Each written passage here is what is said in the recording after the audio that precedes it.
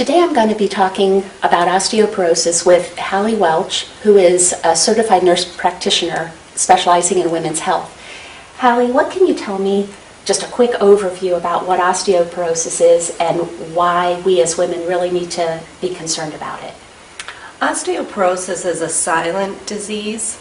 Osteoporosis is a situation where bone starts to get more porous as people get older, putting them higher risk for fractures, such as in their hip or in their spine, some people, or their vertebral area.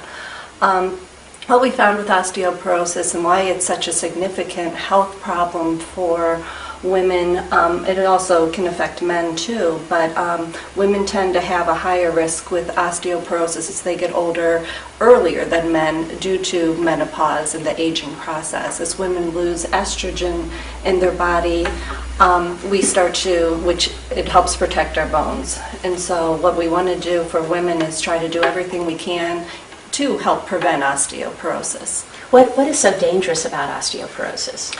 It's the hip fractures, it's the spinal fractures. Hip fractures for women, out of 100 women, if they end up having a hip fracture, 50% of those women don't end up making it out of a long-term care facility. And then of those 50%, 25% of those women don't live past the first year. So it is a very serious disease. Pretty shocking. Mm-hmm. Is that also what's going on when we see older women with the hump? And that's called the dowager hump. Mm-hmm. Okay. If you kind of think of a Rice Krispie that has a lot of pores, and if you put pressure on a Rice Krispie, even just with sitting, women can start, if they have porous bones and don't have the proper protection, they can have those vertebrals just kind of crunch, and that ends up giving a cascading effect. It pushes on one vertebrae to the next and ends up with the dowager hump. Very uncomfortable for women, harder to fit clothes, just harder to breathe.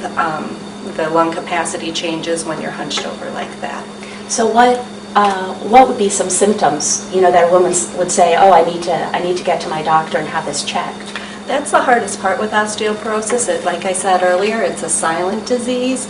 It is something that we screen for, just as if a woman goes in for mammogram screening. There is a screening process called a bone density testing that can be done for women. Generally, a baseline, people are starting to encourage a baseline, more so right when a woman goes through menopause, and menopause is considered the first year without any kind of a period. Surgical menopause is for somebody that has had a hysterectomy with their ovaries removed and is not going to use hormone therapy. That person is going to be higher risk for bone loss.